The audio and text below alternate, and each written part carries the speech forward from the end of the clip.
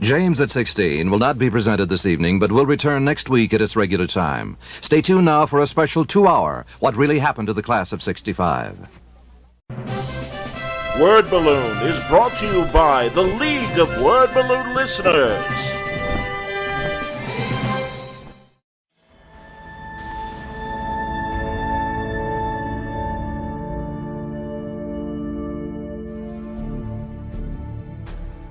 This Superman portrait is really a send-up of the original Fleischer cartoon intro, where you saw a quick explanation of the destruction of Krypton, the rocket ship coming to Earth, and the pose of Superman with fists on hips, where he's kind of looking down a little bit. This is an exaggeration of that, where I'm getting my traditional kind of Alex Ross low angle looking up the body kind of shot, which again I'll credit to Neil Adams as an influence. This is really just connecting with the most fundamental kind of influence in my life from that cartoon shaping the way that I illustrate Superman. It also connects in ways I've never even thought about when I was doing the piece with one of the most famous images that Steve Rude did in World's Finest of Superman, where he kind of recreated that Fleischer moment with his painted figure of Superman, and then I would spend the rest of my career pretty much doing what he did before me.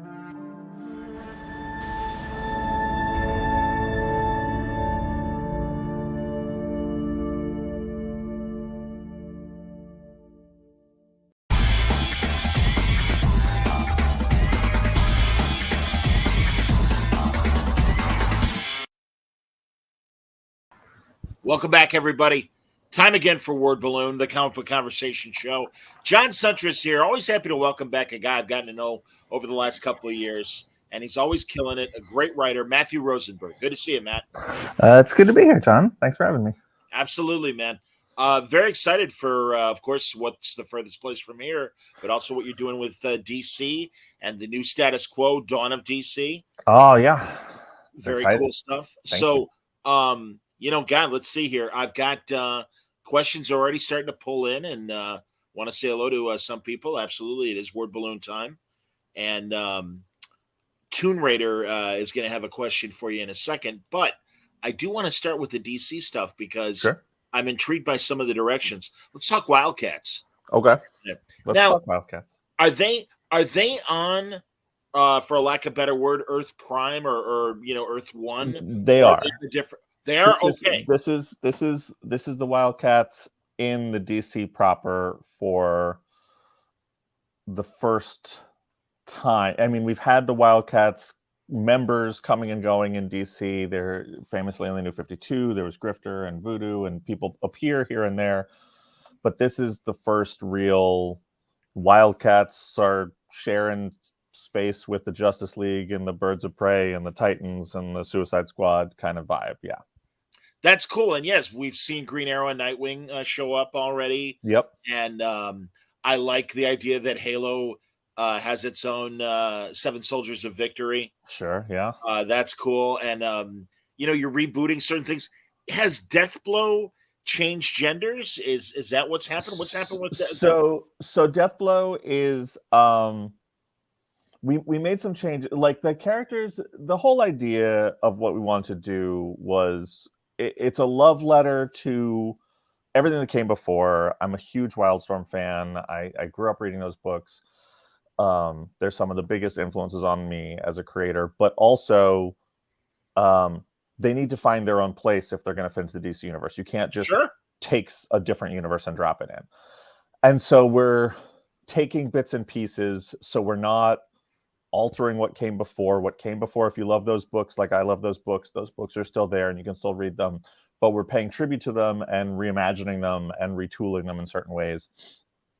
And in that, Deathblow is a little different. Deathblow, there's a Wildstorm 30th anniversary book that just came out where I wrote a Deathblow story that sort of explains a little bit more, but Deathblow is a program based on Michael Cray. Michael Cray was a superior soldier, was one of the greatest soldiers, and they'd figured out how to encode his brain in a program, all the training, all the tactical knowledge he had. And the idea was that the Halo Corporation was going to be able to put that programming into other soldiers as a chip, and they would learn all of his tactical skill. But Michael Cray's, for lack of a better term, soul sort of exists in the program, and so they upload the Death Blow program, as they call it, into soldiers, and he appears and emerges. And so now he just basically takes over bodies. When a Death Blow dies, another soldier will get activated, and they are Michael Cray. So like currently in the latest issue, Michael Cray is in the body of a woman, but that changes all the time and won't stay. He is in whatever body that is ready to fight. That's where he goes. That's great, man. That's a great idea. I have to confess that when it comes to various Wildcats, I mean, I know Grifter from his various appearances. I loved him in if it wasn't Sleeper, it was Brubaker and Sean's precursor to Sleeper, that miniseries. Yeah. And I like the idea of the Wildstorm, the Wildcats and the Wildstorm universe and everything. So this is really. I also like the was it Azzarello that did the Batman Death Blow crossover back in the day, or I forget who did it. I want to say it's Azzarello. Maybe Bermejo was drawing it. It's Bermejo, yeah. Yeah. I mean, it's on my bookshelf over there if you want me to go get it. No. Relax. Absolutely, man. Here, the Wheeze wants to know, as we're talking about this, who's your favorite Wildcat from the Wildstorm days? His was the Void. He loves the idea, he loves the idea of her. Yeah. I mean, I love the Void. Void is so far in our Wildcats, Void is a small but important role that is going to become a bigger and more important role. She's a real fascinating character that I wanted to make it so that I talked to some of the other writers and Ben Abernathy, who's my editor and executive editor, and I said, Void should be a major player in the DC universe. Void is of that caliber, and so we're making moves to make sure that Void is someone who really matters at the end of this series for everybody in DC. But as to who my favorite Wildcat is, it's Grifter. I feel like great look. I love the idea of the bandana and the classic mask, but it being a bandana rather than a cowl or whatever. I think it's the best character design of the last 40 years in comics. So, I'm with you. I don't think anything comes close to Grifter, but I just think he's I love all of them. I have a lot of love for Zealot and Spartan and a bunch of them, and Maul I think is amazing, but Grifter is just always the character that grabbed me. Is Tau going to be part of the story? Tau is not part of the story right now. Okay. But nothing is off the table. I think the fun thing about what we're doing is that I wanted to do a thing that where you ease people into it. And so we start and you see a few Wildcats and you get to know, and immediately when that first cover image came out, people were like, where's this person? Where's this person? Where's this person? Of course. Like, you got to bear with us. We got a whole story to do. And so, I think at the end of issue 2, you see who's on the 7 soldiers, and you're seeing some other Wildstorm characters, and we're sort of peppering in people. You're going to have some big appearances coming up. So I'm not ruling anybody out. I don't want to confirm anybody, but if you have a favorite Wildstorm character, they may be making an appearance. Excellent, man. That's great. And the plan is for this to be ongoing?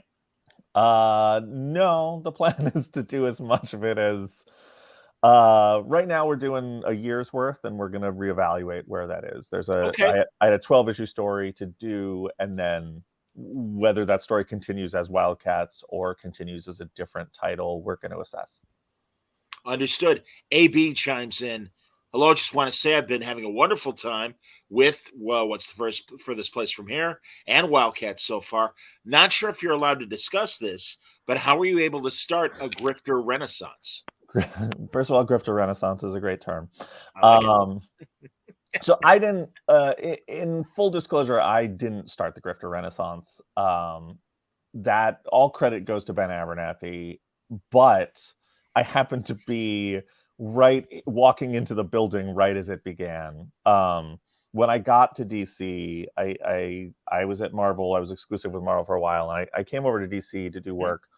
And one of my first calls with Ben Abernathy was he got me on the phone and he was like, what do you want to do here? Like, what are you interested in? What are you looking to do? And, I said, I'm a big Batman guy. I love Batman and the Bat family. And he gave a sort of, yeah, that's what everybody says. And I was like, yeah. And it's hard because it's, Ben is great and an easy guy to talk to and just an amazing editor. But it's also like a job interview. And Sure. So you want to figure out the right answer and what you're trying to say. And I was like I was racking my brain for like, well, what are good books that I want to do? But also like, you don't want to go in and say, I want someone else's job. Like that's not cool.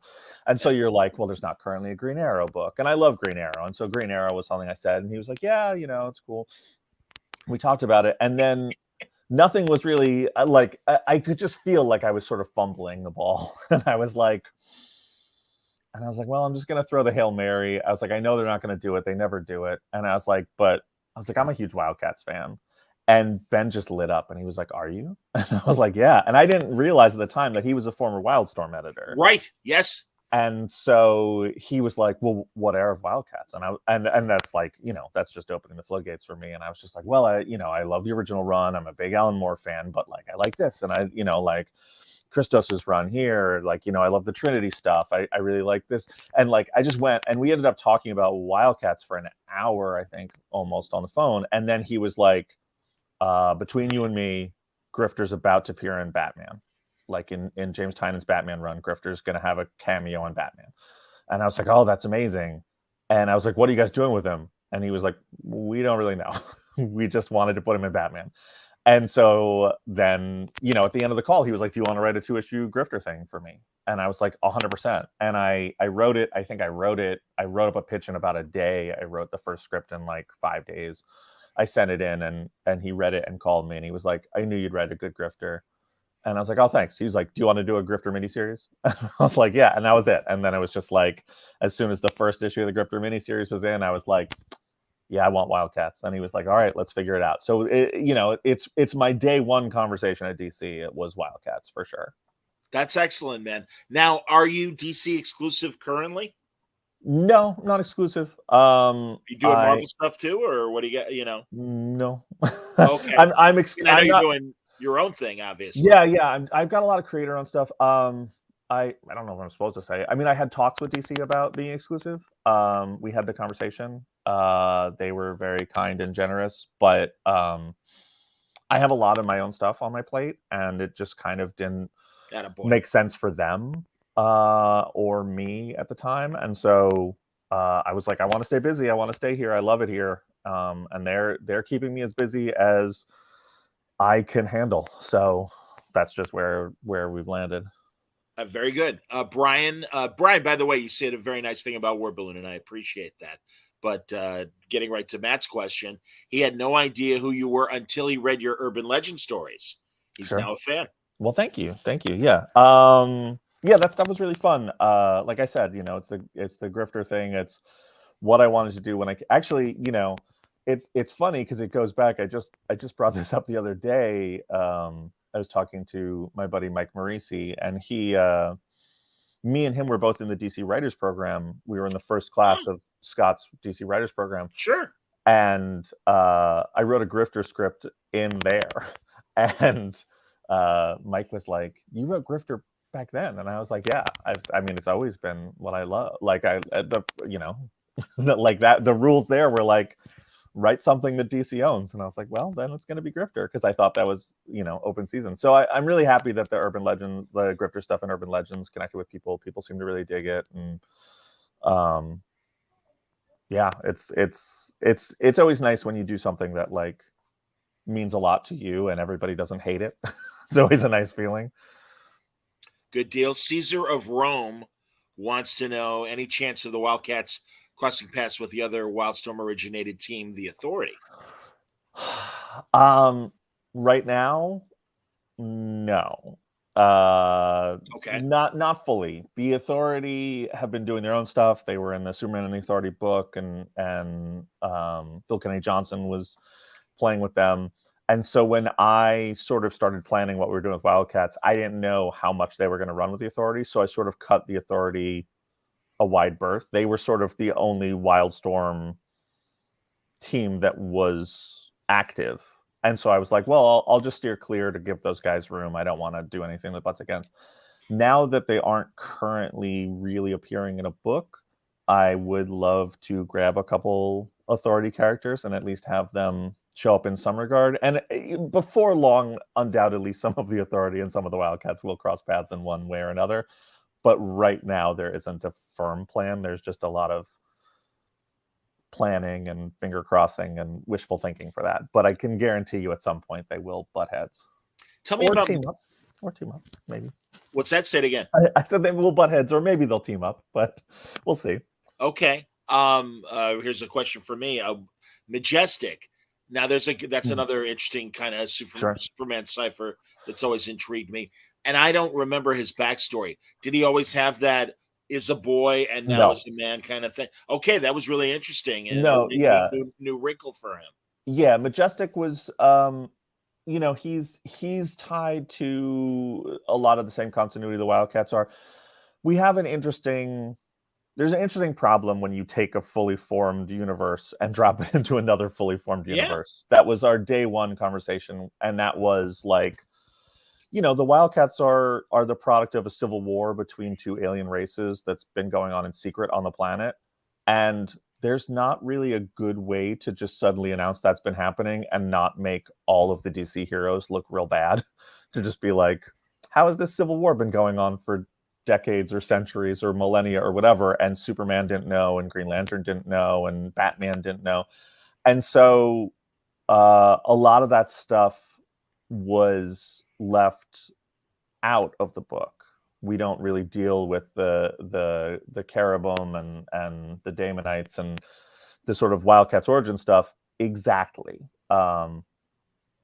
That's not to say that it's not going to come up or be explained in a certain way. There are certain connections to the past stuff that we're playing with that I think people who love the old stuff will really like, because like I said, I love that stuff and I'm not trying to throw it out or dismiss it. I'm trying to make it so that it fits, so that these characters can stay. It doesn't, our big thing for us, for me and everyone at DC and Steven and everyone who works on the book is, we didn't want it to feel like a stunt. We want it to feel like it fits and it's organic and we want these characters to be here in 5 years. I don't want to necessarily be writing them. I want other writers to be writing them. I want other people to be running with them. And so in doing that, you have to tread lightly.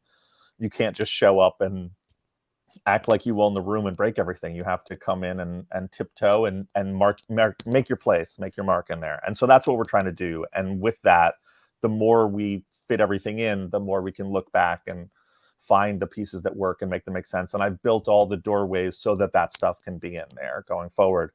But with Majestic, he's tied up in a lot of that stuff. And so it really didn't entirely fit. And we had a sort of new angle for him, that he's a product of experimentation that Halo does. Halo is sort of into a lot of the mad sciences. And so he's a little kid who's turned into a Superman type. Sure. And with that, he makes some bad decisions, and he's a little bit of a loose cannon, and that's going to come into play more and more as the series goes, who he is and how that affects people. And, his relationship to Superman and Krypton is going to be a big thing going forward. So, okay. I love that Halo is employing so many of the DC science characters. I love the nods to Simon Stagg and Doc Mangus, and I love I forget who it was in the meeting, gives him shit for having sex with robots. Yeah. The metal man. There's I think the idea we had with Halo is that, like, they have a different approach to how to make the world a better place, and their approach is no one ever gives these sort of mad scientists the channels and the resources to sort of steer them. There's always a shut them down policy, and Halo is like, you don't need to shut them down. You can channel these people into into good ways and productive ways. And so they sort of have a secret mad scientist laboratory that is pushing forward every aspect of human culture. They're working on, environmental issues, genetic issues, science. They're working on transportation. They're working on communication, like technology. They're employing all these people to really make the world a better place. And that's obviously a dangerous thing because they're very dangerous people.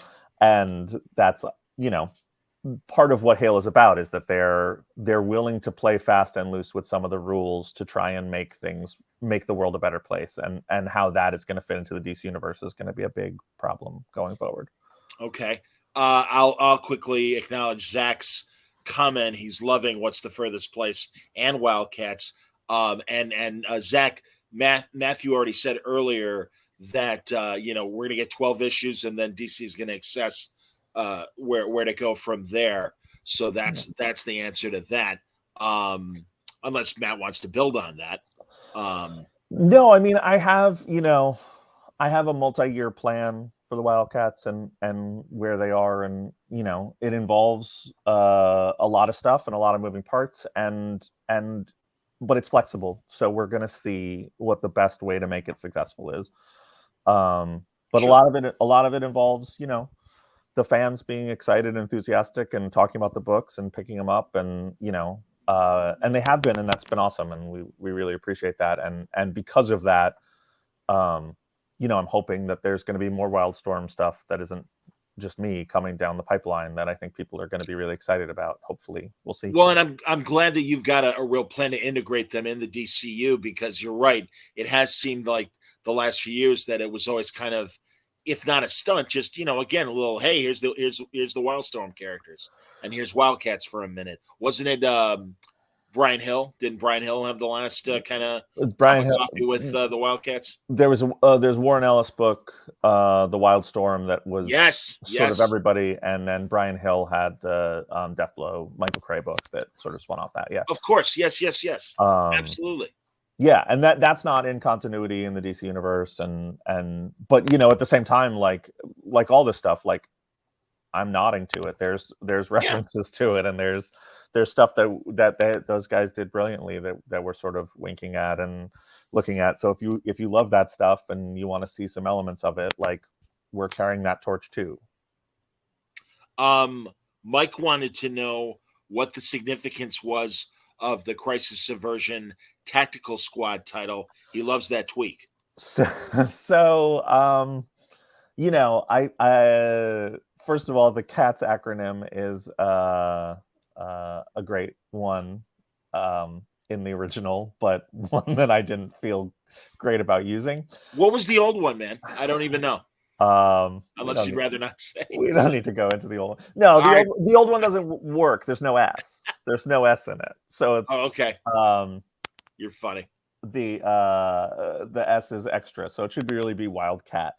But yeah, the new acronym sort of speaks to what the role of the Wildcats is, which is that Halo is trying to save the planet and the universe, and they're going to do whatever they need to do, but they're not the Justice League. They're not out in front. They're not the camera ready people you put on things. They kill people. They're right. Kind of, they're sleeping together, and they're doing a lot of drugs and drinking, and they're killing people, and they're cursing, and they're have some shady backgrounds. They're not the photogenic team for saving the world, and so they are Halo's attempt to stop the universe from imploding. They're their plan to save the world, but they can't just have them out there. So they are a crisis aversion, which is squadron, which is really what the Justice League, which is what all the DC teams are. They're attempts to stop crises from happening, but they're a little more tactical in it. They're secretive. Understood. Absolutely. I'm seeing some Joker questions. All right. And let's see. Little Bat wants to know, with TFZ, is that Task Force Z? Yeah. Killing the Red Hood off and revealing the identity on TV. Harvey Dent's comments about being a chance at a new start. Why is Jason still using a Red Hood suit now? Jason is He's just a publicly known figure at this point, and a secret identity isn't going to go very far for him. The police know who he is. He's and he seems like he died. They think he died, and he doesn't have anywhere to go at the end of Task Force C. He's been publicly outed, and then they fake his death, or they don't fake his death on purpose, but it's assumed that he's died. And so now he gets to come back, and in the Joker book and in other books, he's back and he's hunting the Joker. And so I guess the question is, why is he the Red Hood if he has this new lease on life, where he could be anything? And the answer is, he wasn't. We don't really go into this off the page, but he wasn't the Red Hood when he was hunting the Joker. At the end of James's run, James Tynion's run, the Joker wasn't in Gotham, and Red Hood left to go find him and was doing it in secret. He had a secret identity. He had all these things. The Joker's back in Gotham now, and Red Hood has to go back to Gotham for that, and he's going into Batman's territory. And so he readopts the mantle of Red Hood. He's trying to stay off the radar. He's trying to stay whatever, but he's not going to get far in Gotham, in Batman's territory, if he's mysterious and he doesn't know he is. So he put on the Red Hood. He put on an older version of the suit, sort of a modified older, but he's back as Red Hood as a sort of signal to the other heroes to cut him some slack and give him a wide berth as he's doing what he's doing. That's why he's Red Hood back in the Joker book.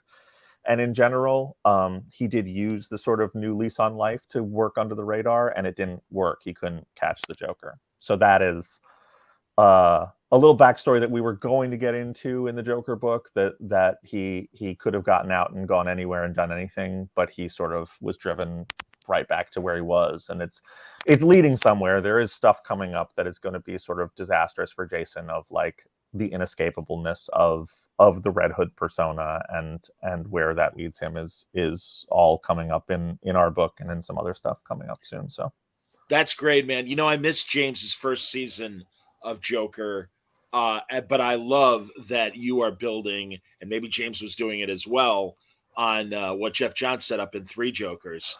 And I do love that's happening. And before you answer, I'm going to put RP Chatham's question up here as well. Does your Joker series, especially the multiple Joker angle, tie in with what Zdarsky is doing with Batman? So yeah, I can answer sort of both things at the same time. Yeah. James didn't really touch on the multiple Joker stuff in his book. His book was very much a Commissioner Gordon hunting the Joker book, and I love it. It's one of my favorite DC books of the last decade. If people haven't read it, they definitely should. I will be doing that. James knows. I mean, really, I so appreciate that James is doing his own thing now and stuff, and very little for DC, if anything, right now. But I really appreciated everything that he built into the Batman universe. Oh yeah. So, but continue, please. So the multiple Jokers thing is a funny thing because I got Joker around when Chip got Batman. So we ended up kind of building them, our stories separately. Both of us are working with Ben Abernathy on our books, and so Ben is sort of steering the ships a little bit and guiding us and nurturing us, encouraging us down good paths. But no, the multiple Jokers thing in Chip's book and in my book came from sort of different places. But once we had everything assembled, I talk to Chip all the time, and he's a good friend, and there are places where we realize that we connect really well and things overlap. And I think you're going to see that coming up more, that there's stuff. But actually what James is going to, what Chip's going to be doing, is built off of a lot of his own stuff and his own interpretations of stuff. I mean, basically it's us looking back on the last bunch of years at DC and coming up with our own separate conclusions and finding out that the sort of influences and source material is the same, but we came to it with different places, and now we're trying to make those things fit in a fun way. And I think we really have some very fun, cool stuff coming, both of us, that people who've been reading both books are going to see the connective tissue and really love. And right now, are you only playing with 2 of the 3 Jokers? Because of course I love that Harley scene where Joker shows up and she's like, I don't know who the hell you are. And it's great because again, I'm intrigued by what Jeff set up. And I'm really glad that idea of 3 different Jokers are out there. And, and also almost, and again, the Jokers, both of them or all 3 of them are psychotic. And almost that, like, after she rejects him, he's almost like, well, wait a minute, who the hell am I or whatever. And he's kind of doubting his own identity, which I love that wrinkle. Thank you. Yeah.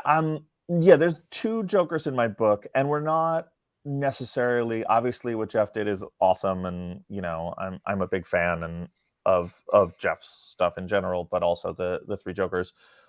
What we're doing is, I'm not going to say it's not influenced by that, but it's sort of separate. We wanted to make sure that that stuff is dealt with, that if Jeff wants to deal with some of that stuff, it's his. If Chip is going to do it in Batman, so it's sort of its own weird wrinkle on it. I can't really, I'm trying to navigate talking about it without spoiling things. Absolutely, man. But yeah, there's the idea of multiple Jokers is something that is going to be dealt with a lot in my book and other places, I would assume, going forward. That sounds great. And that answers Chatham's, I think, more recent question. Tomb Raider wanted to modify his Jason question and ask, because he felt like you answered half of it, why did you go with the old Jason suit instead of his helmet? And what do you think compelled Jason to go back to guns? So I went with the old suit instead of the helmet because I like the old suit more. I think the old suit, like, in Task Force Z, he has a body armor that's a full armor that I think was a very cool look, and it's a book dealing with zombies, and it's a big bombastic action book, and it sort of made a lot of sense. He's not in that place anymore. He's not funded by anyone. He's not dealing with sort of a governmental backing agency. He's going back to his roots of being a street level vigilante. And so he needs to be versatile. He needs to be quick, agile. He needs to be able to disappear into a crowd. And so his costume now is basically just shy of street clothes with a mask on, because he needs to be able to do that. He needs to be able to walk into a bar and talk to people. And he doesn't have a home base to hang up his armor and get it polished. He doesn't have any of that stuff. He's working out of a suitcase. So that's the general, of why. And a lot of that is that's the feel of the Joker book for Jason, and it's a much more street level grounded book than like a Task Force Z. Some of its aesthetic choices, what I like, I was just like, I like the old suit. I'd like to go back to that. Carmine Di Giandomenico, who draws the book, ran with that, made it awesome, sort of went back, but also modified it, tweaked it. And, I sort of defer to him on all the visual stuff because he is just a master and just a true genius at making characters look awesome. And so I was like, whatever it takes to make Jason look awesome, let's do it. Why is he back to guns is an interesting thing. He, at the end of Task Force Z, he gave it a shot of trying to be someone who could lead a team and do good and be the hero the way the system works. And he got dealt a bad hand. He got dealt a bad team.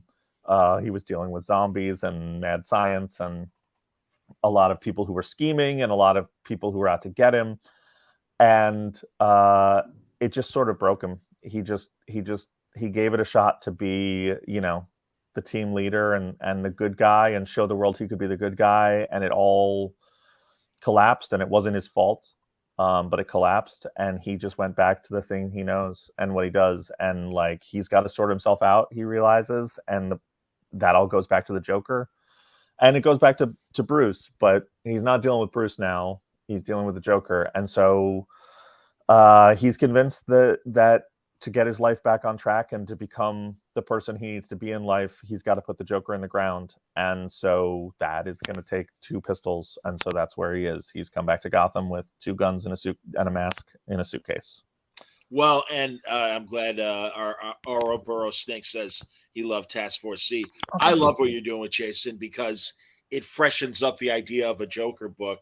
And if any hero in the DCU has it out for Joker, it's clearly Jason. Sure. And also that Jason is now in the same way that everybody's playing with Dick Grayson.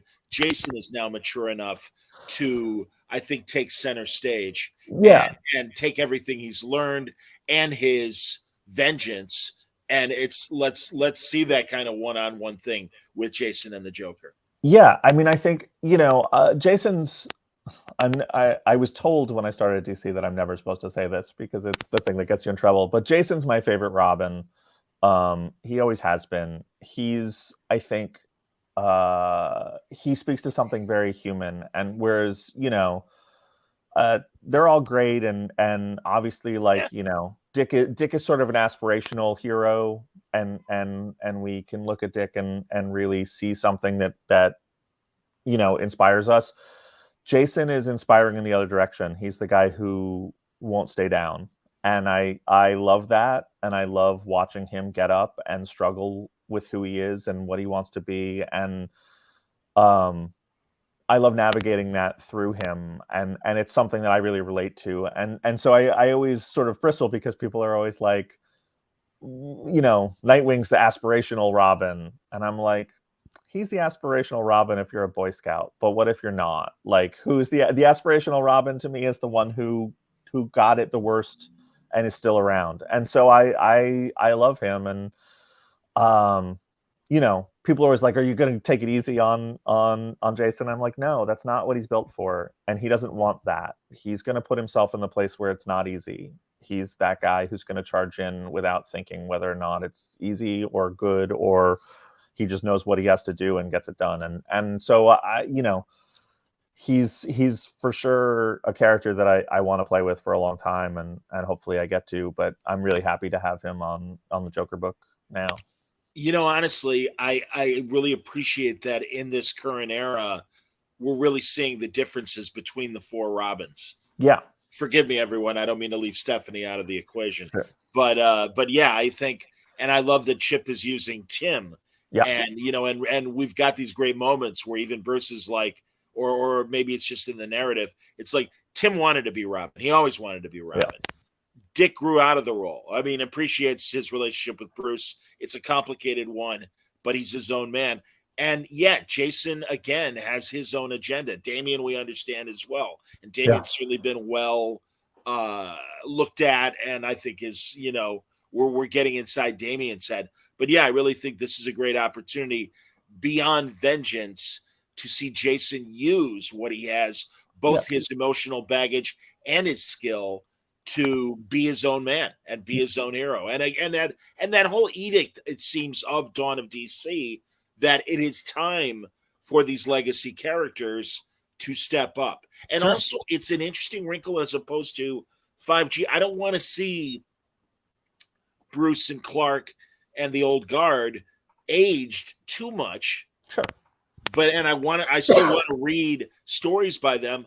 But yeah, man, I mean, God, I'm certainly older than you, but I appreciate the generations younger than me that have grown up with these characters as sidekicks, and it's like, hey, it's time, and why not?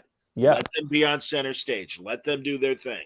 Yeah, I mean, I think to me, I think the thing that's fascinating about Jason is, in a lot of ways, he's haunted in the same way that Bruce is haunted.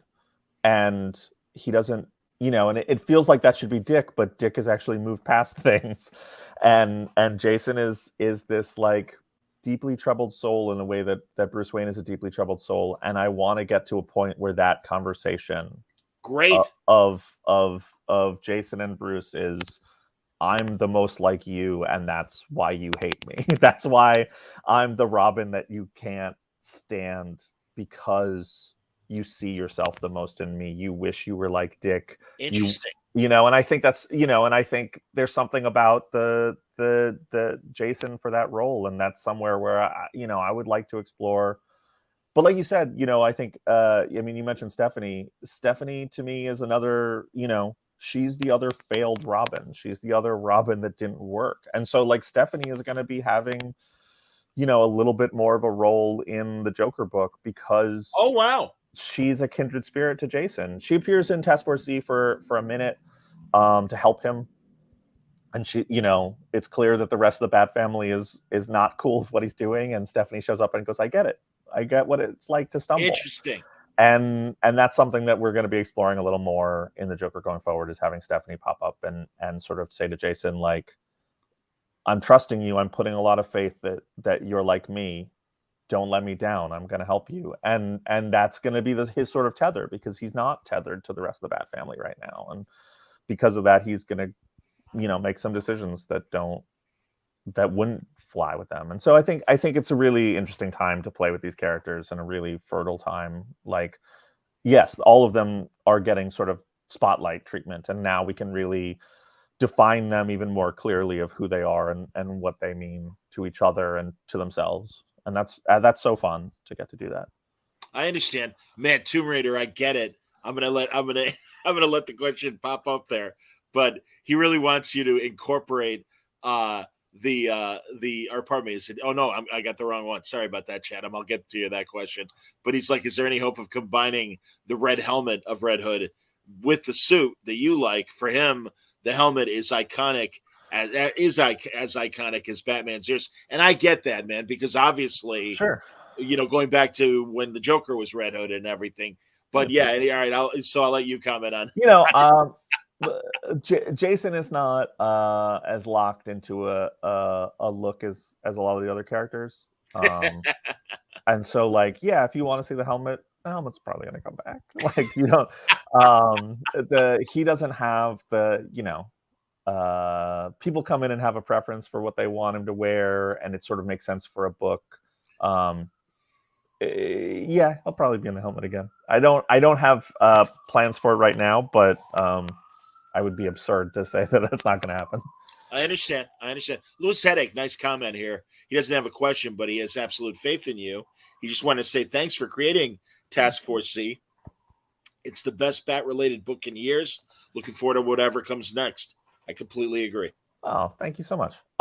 Yeah, Task Force Z is a funny one, because it was not it wasn't a smash hit. I don't think I mean, we didn't go in thinking it was going to be. It was like a fun, cool, weird book that we wanted to make. We wanted to make some new toys and make a new team and a new title. And it did exactly what it was supposed to do, which is find an audience, and people were really passionate about it. And like, when that stuff happens, it's really rewarding to be like, oh, people really cared about this thing that didn't exist before. You know, like, there's a lot of sort of legacy love, and obviously the characters are all legacy characters for the most part, and so the love comes from there. But like, when you have a new title and a new team and a new idea, like, having people buy into it and enjoy it is such a rewarding experience. Like, it's sort of the best part for me of doing this job. Like, so I really appreciate the comment that you like. Matt, do you think there's, and it seems like things like Task Force Z, the things that Tom King is doing right now with his books, is there room for quirky books alongside the obvious hits of course, there's more Batman books. We're going to do what we can to rebuild up Superman. The obvious, you know, titles that when you think of the DCU, but do you feel like there's room? I feel like it. I mean, that's the stuff I love. And, you know, it's always interesting. I think less so at DC, but it's always funny to me to look at Marvel, because so much of the quirkier stuff is the stuff that ends up on the screen. I mean, like, obviously the Avengers movies is like the big tentpole stuff, but like, you're seeing in WandaVision, and, you know, you're seeing references to Tom's vision and other like obscure Scarlet Witch stuff, or like Loki is like taking a lot from Vote Loki, or like the Hawkeye book is Matt and David's Hawkeye,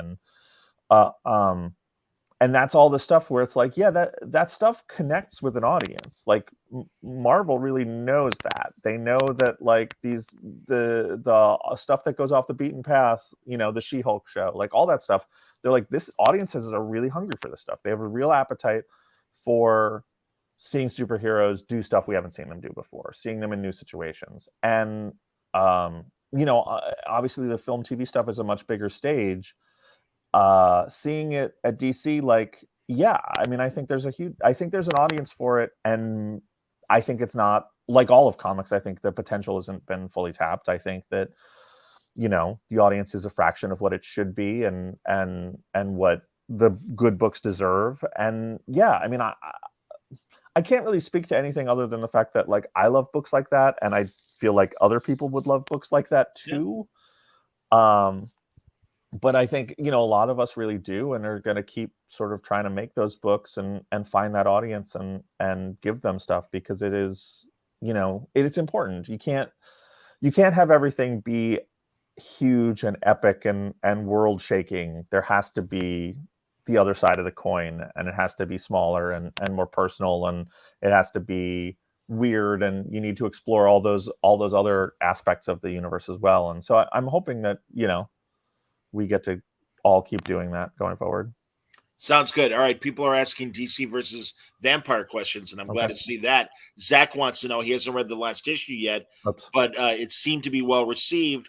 Are we going to get sequels like Deceased did? Do you have more story to tell in the DC versus vampires world? Yeah, I mean, I would play in DC versus vampires forever. I love that world. You know, it's something me and James made together with Otto. And I love Otto's art, man. Yeah, I mean, Otto's a genius. And he was with you on Hawkeye, right? Yeah, man. When still angry. I'm still angry. They didn't get to finish that, man. Yeah, well, you know, we got vampires. Yeah, I mean, when I came over to DC, James had pitched DC versus Vampires right before he got Batman, and then he was only going to be on Batman for a little bit, I think. And then when his Batman took off, they were like, run with Batman. And then they were like, and do DC versus Vampires. And he was like, Batman sort of is taking up all my time. And James called me and was like, is this something you'd want to do? Like, to jump in? I have a little bit of an outline. Would you want to jump in? And I was like, yeah, I would love to. You know, James is one of my closest friends, and a guy I love very much. And so I was like, yeah, of course, I'd love to do it. And, you know, I knew without even reading the pitch that it was going to be cool. And, you know, just a chance to work with him on stuff, it would be awesome. And then he was like, oh, you said yes too quickly. And I was like, what does that mean? And he's like, well, he's like, I had a piece to sweeten the deal. And I said, what's that? And he's like, Otto's already signed on to do it. So, and I was like, oh, well, then I'm doubly in. So yeah, it was very fun. But as to, is there going to be more? I hope so. We'll see. I can't say that there's going to be more, but you know, do we know what more would be? Yes, we do know what more DC versus Vampires would be, for sure. And also a great idea, man. I only learned this word a couple years ago. A great idea that would be very toyetic. Sure. You know, so I would imagine that that end of DC is certainly putting out. They put out the first. There's a DC versus Vampires Batman figure that just came out from McFarlane, and it looks awesome. Comes with a big axe, which is cool. So yeah, it's I'm hoping we get to do more, but right now my plate's pretty full, so we'll see. A Toon Raider wants to see a crossover with Deceased and the Vampires. That would be fun. That'd be awesome. Yeah, I don't know. I feel like that would like tear fandoms apart. I feel like Tom's Deceased fans are super passionate, and a lot of DC versus Vampires fans are very passionate. And I think when we went toe to toe, it wouldn't go great. They'd have to team up or something. Be the feel good anti-life vampire team up that nobody wants to see. I understand. And now I'm confused by Chatham's comments here, because of course we all remember Batman Red Rain, that there never was a DC vampire. Maybe that was part of the marketing for the toys or whatever. The toy Batman doesn't become a vampire in DC vs. Vampires. And there's a toy of it. It's sort of a misdirect. Interesting. Which is I think cool. There's teaser art. There's art for him as a vampire, which is I think it's on the packaging. I actually haven't seen the toy in person, but I think the art of him as a vampire is on the packaging. So yeah, it's a complicated. I understand. I mean, of course, back in the day, the Red Rain books were so great, and I've gotten to know Kelly Jones over the last couple of years too. Yeah. And I love Kelly. Kelly's fantastic, man. So that's cool. Wait, let's see here. Oh, this is interesting. I don't know if it'd be possible. I'd love to see Vampire Nightwing crossover into the main DCU world somehow. I think he'd be a great antagonist for the Bat family, especially his prime self. Yeah, that's interesting. We didn't plan any crossover stuff for DC vs. Vampires. But who knows, you know? I feel like I'm not the guy to do that. I feel like taking my toys and dragging them into the main universe. I'm like, well, if someone else wants to do that, they can do that. That can fair enough. You know. L Dude 80, DC versus Vampires was fun. He wants to know when we can expect the Green Arrow Grifter Swamp Thing miniseries, and why doesn't it already exist? What's funny is actually the Green Arrow Grifter stuff. Swamp Thing is you know, the funny weirdo addition to the team, but Green Arrow Grifter is like I talked about being in Scott's class and doing the script. The Grifter script I wrote was actually Green Arrow and Grifter team up book. I wanted to do a Green Arrow Grifter team up series. Like I didn't pitch them, but I wrote a script for it for the class because I thought, like, you know, I love Green Lantern, Green Arrow, obviously. You know, just one of the all-time great comics. And I was trying to think what the 21st century of it is, and I think the 21st century is going the other way, is Grifter. And you know, I could expound on that for a long time, but I don't need to. But that's a team up book that I always, in the back of my head, I'm like, should I write up a pitch for this? And then I don't. But maybe one day. Will we see more of Green Arrow in Wildcats? Obviously, he's already made his appearance early on. Yes. Okay. Again, you don't have to spoil. Yeah. I just, you know, and again, obviously seeing him there and hearing you talk right now, clearly you see the intersection. So. Yeah. I'm a huge Green Arrow fan, and I think he's a great. He's exactly the kind of guy who would be looking at the Wildcats and looking at and when you look at, you know, everything that Ollie has and does, and then you look at Grifter as sort of a weird, almost flip side of that. Like, I think there's a fun antagonistic relationship there that I'm yes, he's going to come back. Okay, Caesar of Rome is loving Fairchild and Wildcats. Any chance we'll see more Gen 13 members? He would love to see Free Fall and Grunge in particular. There is definitely a chance you'll see more Gen 13 members. The Gen 13 stuff is complicated for a bunch of reasons, because it's just a really great. Although doing all the Wildstorm stuff is hard, because I have a big stage to put characters on and to get people excited about characters and get people talking about characters, but you also don't want to steal the thunder of those characters. So I don't want to fill Wildcats with a bunch of Gen 13 or Wetworks characters or anything else, because then when they appear in their own books, if they appear in their own books, it's sort of, you know, it's the push and pull of wanting to create the excitement around the characters so that they can get their own books. Yes. And not taking all that excitement and using it up so that people are like, well, I don't need to see Grunge now because he was in Wildcats. I want people to be like, oh, I remember, I love that book. Why don't we get that book? So it's a tightrope act with Gen 13, because I think there should be a Gen 13 book. Gen 13 is a great book, and I would love to see a DC Gen 13 book. And so will we see more of them? It's a definite possibility, but it's not. Fairchild was sort of the play to be like, let's get people excited about Gen 13 again. Let's get that in the conversation in the zeitgeist and see if we can get a book out of that at some point. Does Jim Lee have any input in what you like, or even just seeing what you're doing? He's the boss of everybody. Yeah. Well, yeah, but any comments from Jim? I mean, Jim, you know, Jim. It's funny. The Jim, when the Batman movie premiered, it premiered in New York, and I went to the premiere. And beforehand, I got invited out to drinks with Jim and a bunch of other DC creators and stuff. And he came up to me, and Jim's so incredibly nice, and you know, as much as anyone, one of the reasons I make comics, I grew up with, you know, like Jim Lee X-Men posters on my wall, you know, Jim Lee Punisher poster on my wall.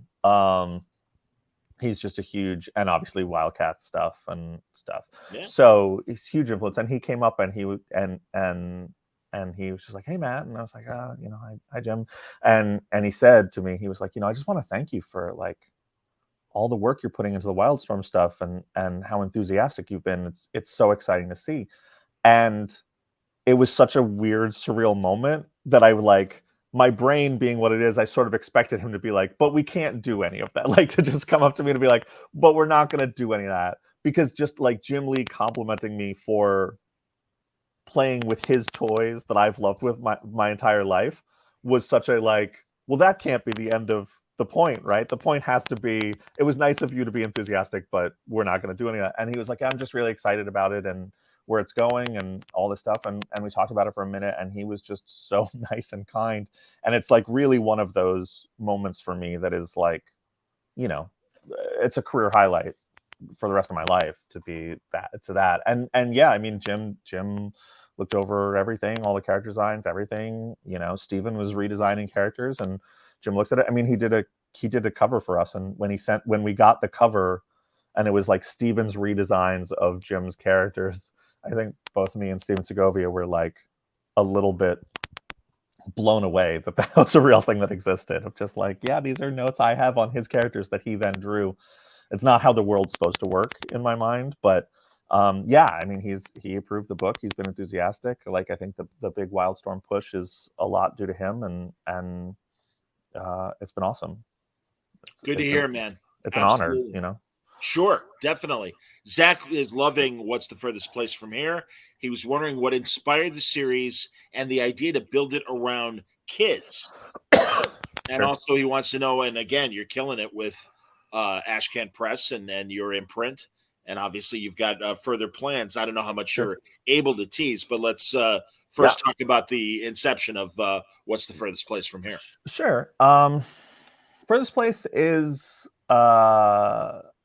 the inception is sort of a funny thing because me and Tyler Boss did Four Kids Walking to a Bank, and had a really good time doing it. We're very close, me and Tyler. He's one of my closest friends, and we loved it, and we immediately finished it, and we're like, okay, what do we do next? And he had some stuff he wanted to do. I had some stuff I wanted to do. We had some personal stuff come up, and then we dove into a new book that we were excited about. He started designing characters. I started writing outlines. We had a title. We had a logo. And then as I started writing the first issue, I remember I sent Tyler a text late at night. It was like 1 a.m. And I sent him a text message and I said, "So this book that we're doing is just 4 kids walking to a bank with an alien in it." And he wrote back and he was like, "No, it's not." And I was like, "No, it is. We're doing the same book again.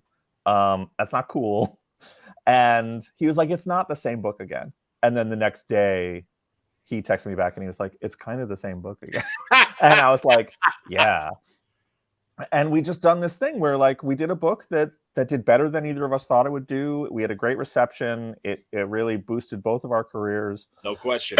And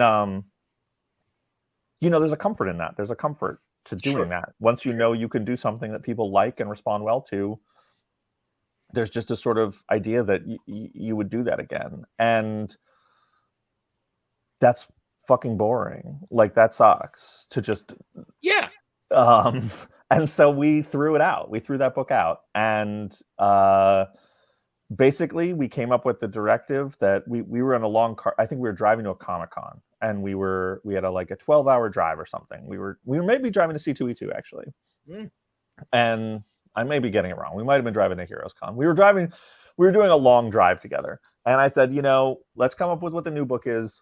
Let's do something that feels uncomfortable for both of us. Let's do something that is out of our comfort zone. And we basically made a list of stuff that we didn't think we were good at or didn't feel like we had sure footing under us on.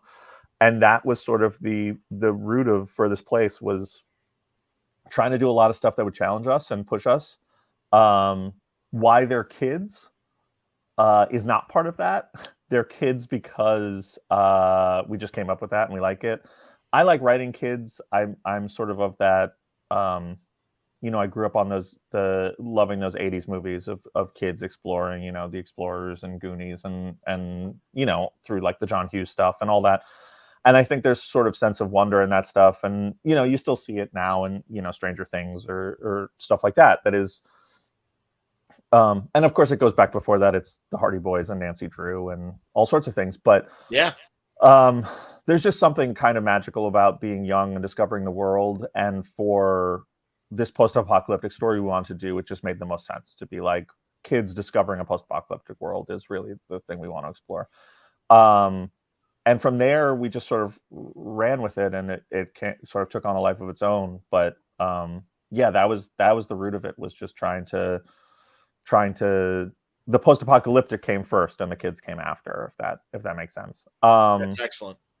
As for new stuff, I have more creator-owned stuff coming now than I've done in my entire career, which is awesome and exciting. It's all I have a newsletter, I have a Substack thing that's Ashcan Press. You can just go to ashcanpress.com, ASHCANPRESS, and there's a free newsletter. We do a podcast, which is not well, that's great, Matt. No, we try and do a podcast. Shut up. It's really hard. This is a really hard job, which I knew, but I guess the thing I found out is that I'm not actually good at it, but I have good producer co-hosts to sort of catch my back in Ethan and Griffin. But yeah, we're building books. I'm building a lot of books there right now. It's sort of why my DC workload is cut back to 2 books, because my creator-owned workload has skyrocketed. So that's great, man. Yeah, Furthest Place is continuing, obviously, and then I'm doing a book with Andy McDonald, who I did Multiple Man with, and he's just an amazing powerhouse artist. And I'm actually co-writing that with my brother, who's a screenwriter by trade. This is his first comic, but he's written some movies and TV shows. And it's a thing that I wanted to do for years, and I talked to my brother about it, and he loves it. And so we're co-writing this book, and Andy's drawing it, and we're going to be showing art on the newsletter soon.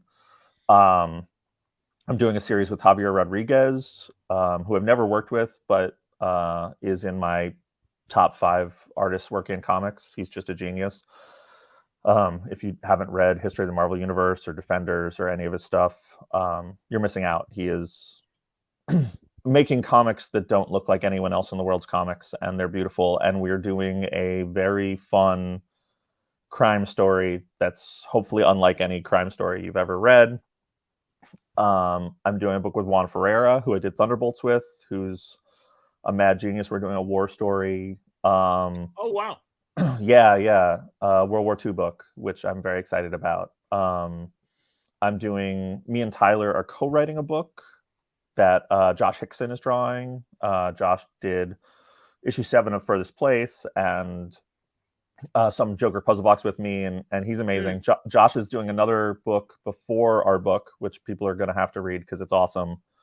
But then me and Tyler are writing a book that he's going to draw. And then I'm doing a book with Stefano Landini, who did some like Punisher.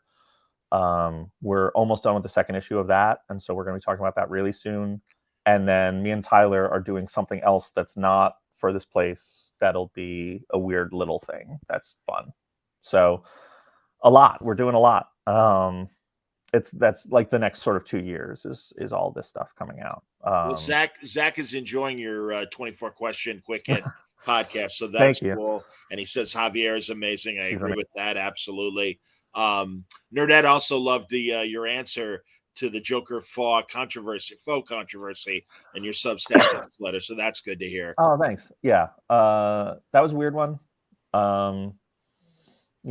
We're in a weird time culturally. To people are looking for ammunition for their culture war, and yes, when you make things, you end up in being loaded into someone's cannon and fired at someone else. And absolutely, it's a funny thing. That's fine. I understand. Yeah. What are you gonna do, Matt? You're gonna kill me. I'm so sorry, everybody, and I apologize. I don't mean to cut this short, although we've been going an hour. But I am on new medication, Yeah. And it is hitting me in a very bad way that requires me to leave the conversation. I hate to admit it. Middle age sucks, Matt. It's a little harbinger for what's to come as you get older and stuff. So I'm so sorry, everybody. Matt, you got to come back. I'll come back, of course, anytime. And truly, man, I'm so glad Substack is working for you. Yeah. You're getting the chance to do more creator own stuff. So please, even if we can, maybe in a couple weeks, let's continue this conversation. For sure. I would love that. It's a blast, and thanks for having me on always. I always love seeing you. Oh, thanks, Snake. I appreciate it. Everyone's like, feel better, man. Yeah, that's what. Again, you new medication. What could go wrong? Yeah. Let me tell you. So sorry if that's TMI, everybody.